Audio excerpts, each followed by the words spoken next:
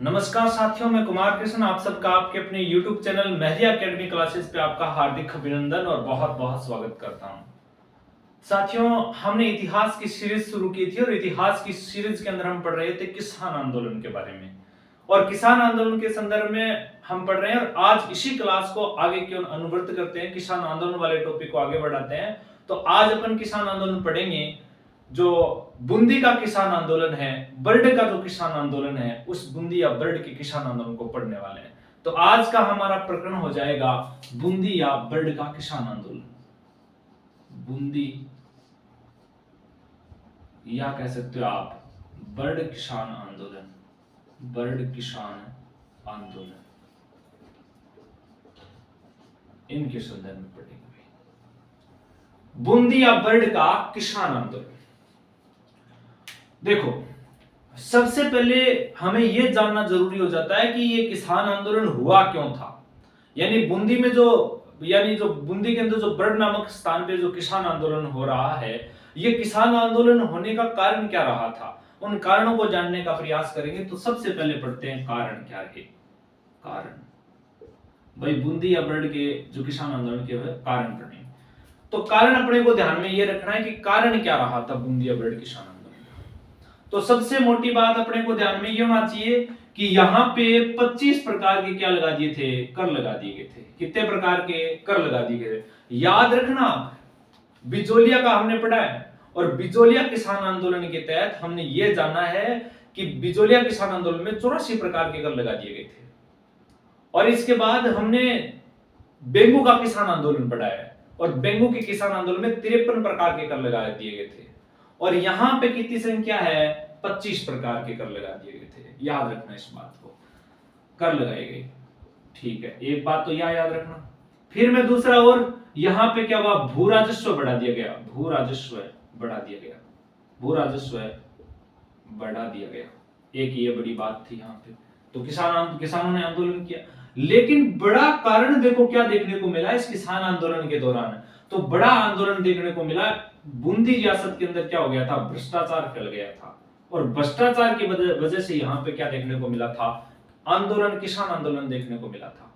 यहाँ पर मुख्य बात तो आंदोलन होने की थी ना, वो यहाँ का राजा नहीं मान सकते। यहाँ का प्रशासन के द्वारा जो भ्रष्टाचार किया जा रहा था ना, उस भ्रष्टाचार को लेकर के बूंदी के किसानों के द्वारा यहाँ पर क्या कर दिया गया? किसान आंदोलन कर दिया गया। तो यहाँ पे जिम्मेदार राजा के यानी रियासत के राजा को नहीं मान करके वहां के प्रशासक को जिम्मेदार माना जाता है इस किसान आंदोलन का। तो कई बार प्रश्न आता है कि ऐसा कौन सा किसान आंदोलन है जिनके जिम्मेदार राजा ने होकर के वहां का प्रशासन रहा था?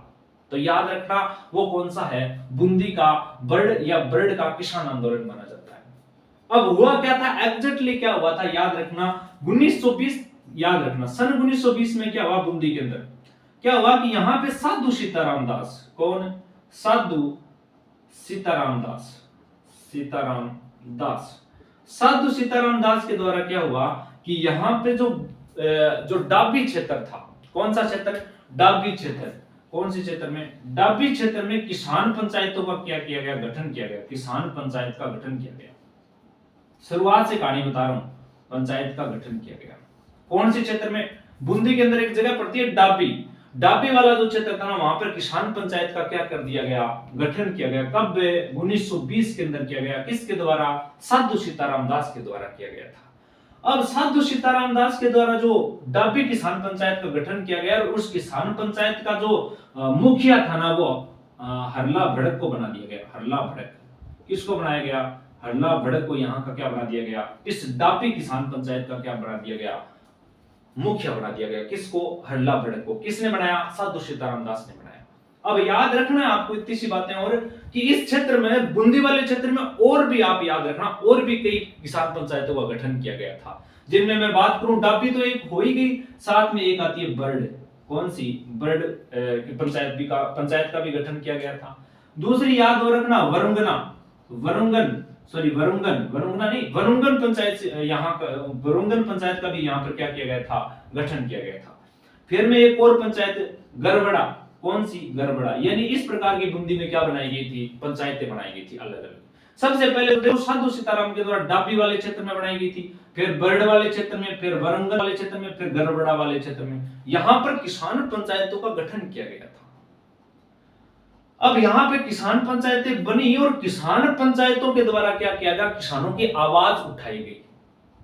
तो एक आंदोलन हुआ और आंदोलन की जो शुरुआत है ना बूंदी वाले क्षेत्र में, वो शुरुआत देखने को मिली इस बरड़ पंचायत से। इसलिए यहां से आंदोलन की शुरुआत हुई, आंदोलन का प्रारंभ हुआ था। इसलिए बूंदी का जो किसान आंदोलन है, उस किसान आंदोलन का नाम ही क्या पड़ गया, बरड़ किसान आंदोलन। क्या पड़ गया, बरड़ किसान आंदोलन। याद रखना भाई, है ना। और बरड़ किसान आंदोलन का जो शुरुआत है ना, वो 1922 से शुरू होती है और कब तक चली, 1923 तक ये आंदोलन चला था। मैं बात करूं 1927 तक ये आंदोलन चला था। 1927 के इस जगह 1923 भी आपको देखने को मिलेगा, वो मैं आपको और बताऊंगा। वहां पे 1923 से 27 वाली कहानी क्या क्या है, वो अपन समझेंगे इधर वाली साइड में। अब यानी इस आंदोलन की शुरुआत कौन सी पंचायत से हुई, बूंदी के बरड़ पंचायत से हुई। इसलिए इस आंदोलन का नाम क्या पड़ गया, बरड़ किसान आंदोलन पड़ गया। एक बात और ध्यान रखना, राजस्थान के अंदर राजस्थान सेवा संघ के द्वारा एक बड़ा प्रसिद्ध या उनका जो अखबार निकाला जा रहा था उनके द्वारा, वो अखबार का नाम था तरुण राजस्थान। जो तरुण राजस्थान अखबार था ना, उन अखबार के द्वारा इस आंदोलन पे सर्वाधिक प्रकाश डाला गया। याद रखना, यानी बरड़ किसान आंदोलन का चर्चा कौन से अखबार के द्वारा की गई थी, तो तरुण राजस्थान अखबार के द्वारा। अखबार आपको पूछ ले, अखबार पूछ ले तो कौन सा था, तरुण राजस्थान। और तरुण राजस्थान था ना, वो कहां से निकलता था, ब्यावर अजमेर से निकलता था। 1923 में निकलना शुरू हुआ था। याद रखना इस बात को। इस अखबार में इस आंदोलन का क्या किया गया था, लोगों तक पहुंचाने का, आमजन तक पहुंचाने का काम किया गया था। इतनी सी बातें याद रख लेना। अब मैं थोड़ा और आगे बढ़ता हूं। अब एक बात, बड़ी बात और देखने को मिलती है कि बूंदी के अंदर जो बूंदी रियासत का जब हम प्रजामंडल बनेंगे या प्रजामंडलों के बारे में आंदोलन पढ़ेंगे, या उससे बाद में और भी कई नामों में आप जान, आपको जो ये जो इस क्षेत्र के अंदर कई नाम देखने को मिलेगा। पंडित नैनूराम शर्मा का आपको जरूर आगे आने वाले टाइम में बहुत ज्यादा नाम देखने को मिलने वाला है, क्योंकि पंडित नैनूराम शर्मा है वो हाड़ौती के गांधी भी कहे जाते हैं। और बूंदी प्रजामंडल में, राजस्थान सेवा संघ में बहुत जगह उनका योगदान रहा है। तो कहते हैं कि बूंदी के अंदर उसने कर अभियान चलाया था पंडित नैनूराम शर्मा ने। तो सीधी सी बात है कि इस आंदोलन का नेतृत्व किसके द्वारा किया गया। अब कई बार सीधी सी बात है, नेतृत्व पूछ लिया जाता है। तो सबसे पहले तो देखो, मैं इनको थोड़ा सा यहाँ जगह ले लेता हूं, साफ कर लेते हैं, फिर अपना आगे चलेंगे थोड़ी सी। देखो, नेतृत्व किसके द्वारा किया गया, नेतृत्व यानी बरड़ किसान आंदोलन का नेतृत्व करने वाले नेता कौन कौन थे, तो याद रखना, पंडित नैनूराम शर्मा।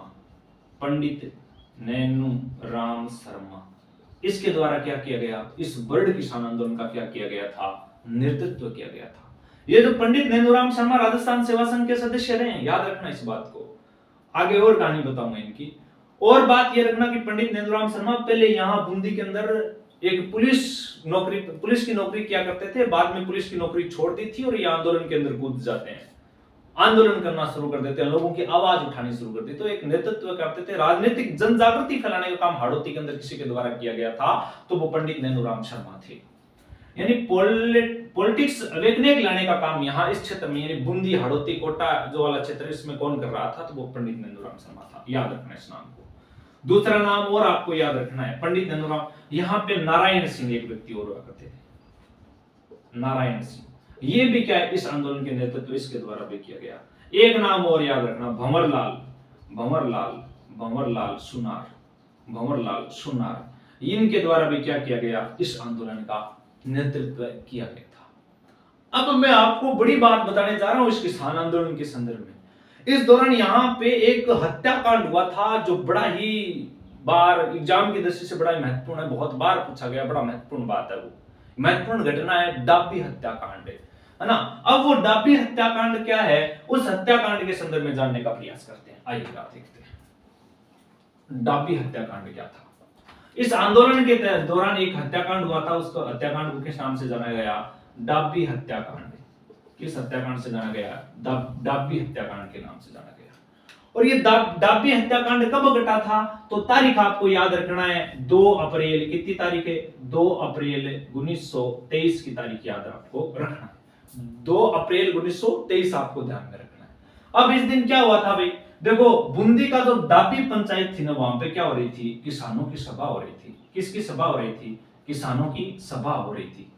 इस सभा पे क्या हुआ कि इस सभा पे एक व्यक्ति के द्वारा क्या चला दी गई, इकराम हुसैन नाम का एक व्यक्ति था। इकराम हुसैन, क्या नाम था? इकराम हुसैन।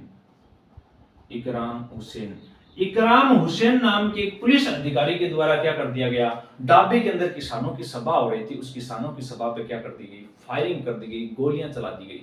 और गोलियां चलाने से यहाँ पे क्या हो गए थे, किसान शहीद हो गए थे भाई। क्या हो गए थे? किसान शहीद। और शहीद होने वाला आदमी कौन कौन थे? तो याद रखना, एक का नाम था नानक भील। क्या नाम था? नानक भील। याद रख लोगे, इतनी सी बात है। एक दूसरे व्यक्ति का नाम और याद रखना, देवा गुज्जर। क्या नाम? देवा गुज्जर नाम याद रख लेना। नानक भील और देवा गुज्जर यहाँ पे क्या हुआ, डाबी हत्याकांड के अंदर क्या हो गए थे, शहीद हो गए थे। और ये क्या कर रहे थे भाई, तो जब किसानों की जो सभा चल रही थी ना डाबी पंचायत के अंदर, वहां पे क्या हुआ कि ये दोनों झंडा गायन कर रहे थे। झंडा गायन कर रहे थे।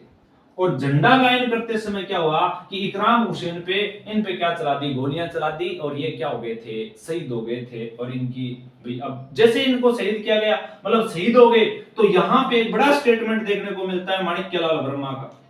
किसका? माणिक्यलाल वर्मा।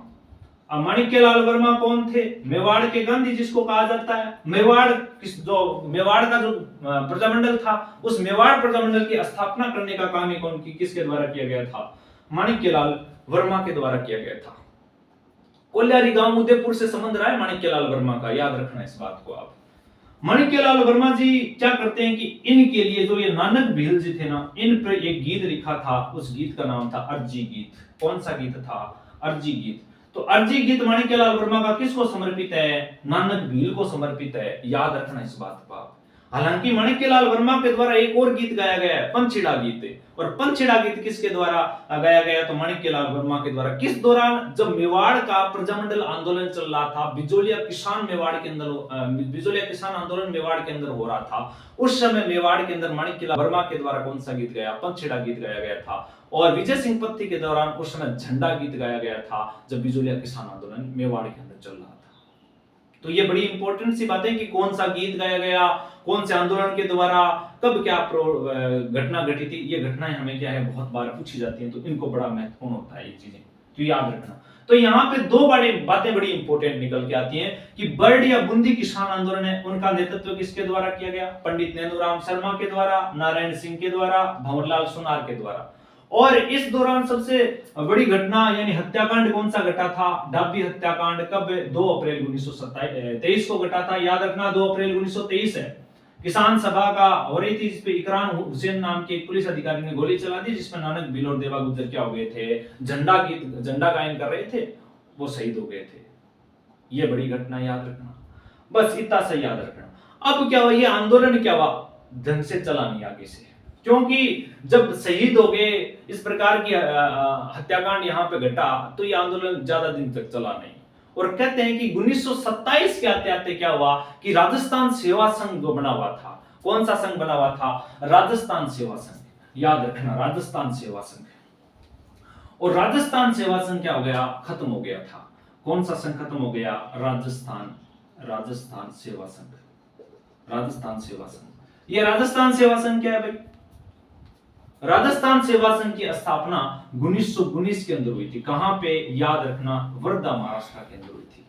महाराष्ट्र के अंदर, याद रखना इस बात को। करने वाला आदमी कौन था, यानी इसका स्थापना करने वाला आदमी था विजय सिंह पथिक। विजय सिंह पथिक। ये जो राजस्थान सेवा संघ था ना, इनके साथ और भी सदस्य जुड़े हुए थे। सदस्यों की बात करूं मैं यहाँ पे, तो याद रखना, यहाँ पे विजय सिंह पथिक के अलावा यहाँ पे और भी कई सदस्य, जिसमें राम नारायण चौधरी है, हरिभाऊ किंकर है, माणिक्यलाल वर्मा है ना, और बात करें जनार्दन व्यास है ना, हीरालाल शास्त्री है। तो ये तमाम लोग इन राजस्थान सेवा संघ से जुड़े। ये क्या कर रहा था, इनका कारण क्या, ये बनाने का उद्देश्य क्या था? ये राजा और जनता के मध्य, सामंत और जनता के मध्य अच्छे संबंध स्थापित करने के लिए संघ बनाया गया था। हमने पीछे वाले जो बेंगू का किसान आंदोलन पड़ा था, मैंने कहा था कि राजस्थान सेवा संघ के द्वारा यहाँ पे क्या करवा दिया गया, सामंत और बेंगू के सामंत अनूप सिंह के मध्य और जनता के मध्य समझौता करवा दिया गया था। उस समझौते को मेवाड़ सरकार ने माना नहीं था और उस समझौते को बोलशेविक समझौते की संज्ञा थी ट्रेंच ने। ट्रेंच नाम का एक अंग्रेज अधिकारी था, उसने कहा, और उसने अनूप सिंह को हटा करके वहां पे अमृतलाल को क्या बना दिया गया था, शासक बना दिया था। सीधी सी बात है, किसान और सामंत था उसके मध्य संबंध स्थापित यानी मधुर संबंध स्थापित करने का काम कौन सा संगठन कर रहा था, राजस्थान सेवा संघ कर रहा था। और राजस्थान सेवा संघ किसान आंदोलनों का नेतृत्व करने के लिए जाना जाने वाला संघ है या संगठन आप कह सकते हो। तो इस संगठन क्या हुआ कि 1923 के आते आते क्या हुआ कि जो बेंगू का जो किसान आंदोलन था, मैंने कहा था कि 10 सितंबर 1923 को विजय सिंह पथिक वहां से गिरफ्तार हो जाते हैं। और उसके बाद विजय सिंह पथिक, रामनारायण चौधरी, माणिक्यलाल वर्मा, इन लोगों के मध्य क्या हुआ कि मतभेद होने शुरू हो गए थे। और जो ये राजस्थान सेवा संघ था ना, मतभेद होने, राजस्थान की सेवा संघ के सदस्यों के मध्य मतभेद होने के कारण क्या हुआ, 1927 के आते आते, कब 1927 के आते आते राजस्थान सेवा संघ क्या हो गया, टूट गया भाई, खत्म, सही हो गया। अब जब ये खत्म होगा तो किसानों का यानी किसानों की आवाज उठाने वाला संगठन ही ये था राजस्थान के अंदर, यही खत्म हो गया तो किसान आंदोलन तो जाहिर सी बात है खत्म होना ही है।